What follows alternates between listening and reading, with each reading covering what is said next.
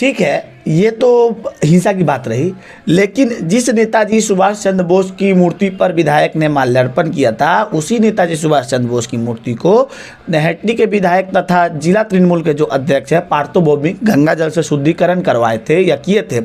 उनका वक्तव्य है कि उस नेताजी की मूर्ति को एक ऐसे व्यक्ति ने स्पर्श किया, उन्होंने सांसद, कहीं ना कहीं सांसद पे हमला बोला है कि जो दंगाबाज है, हिंसा फैलाने में माहिर है, वैसे व्यक्ति सांसद की मूर्ति को जो अपमानित कर रहे हैं, छुए हैं। इसके लिए गंगाजल से शुद्धिकरण जरूरी है।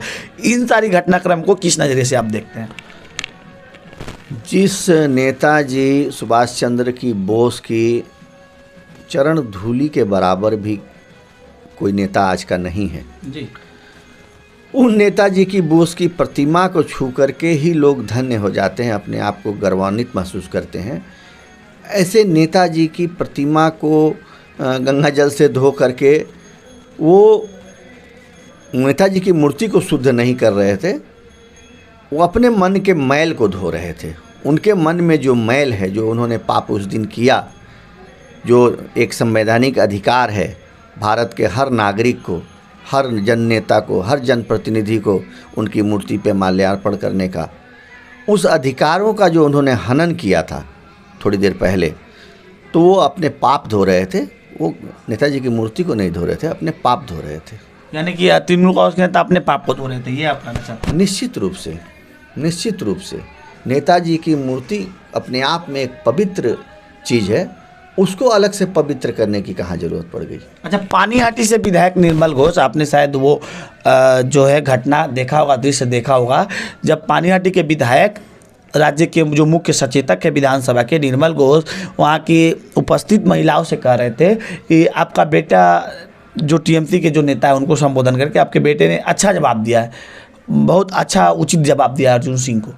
इससे क्या समझते हैं आप? इन सारी घटनाक्रमों को कैसे देखते हैं? उचित जवाब देने का क्या मतलब? जो टीएमसी की जो नीति है कि विरोधी दल के तमाम नेताओं, कार्यकर्ताओं और संगठन को नष्ट कर देना है किसी भी तरीके से, गुंडागर्दी से हो, प्रशासन के सहयोग से हो, झूठे मामले दे करके हो, तो जो उन्होंने सिखाया है, जो अपने कार्यकर्ताओं को उन्होंने निर्देश दिया है, तो उनके निर्देश के मुताबिक उनके नेताओं कार्यकर्ताओं ने हरकत किया।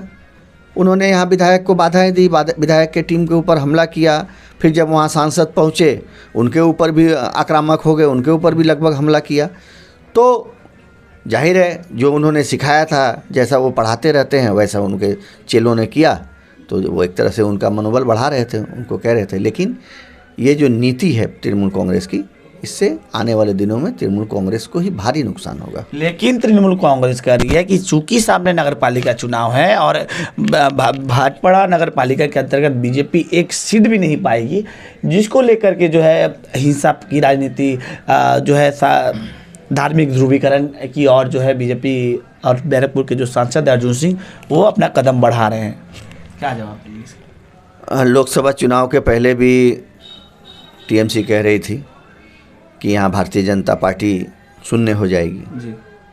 तो हम लोगों ने 50% सीटें जीत ली थी। विधानसभा चुनाव में भी कह रही थी कि 10 सीटों पे भी नहीं पहुँचेगी, तो हम लोगों ने 77 सीटें जीत ली थी। इस बार भी वो कह रहे हैं, वो तमाम कोशिशें करेंगे प्रशासन के दम पर, गुंडों के दम पर, असामाजिक लोगों के दम पर, कि भारतीय जनता पार्टी के कार्यकर्ता बूथ तक न पहुँचे, भारतीय जनता पार्टी उम्मीदवार न दे सके।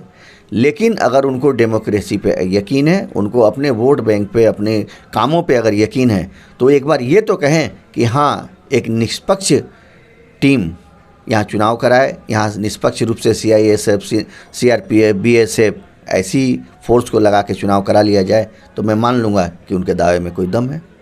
बहुत बहुत धन्यवाद आपका नमस्कार के लिए।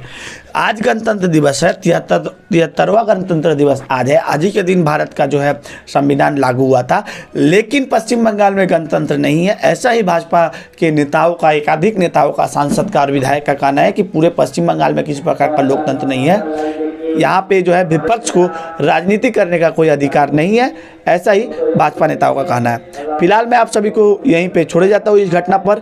बने रहिए और देखते रहिए हिंदुस्तान न्यूज़ एक्स। धन्यवाद।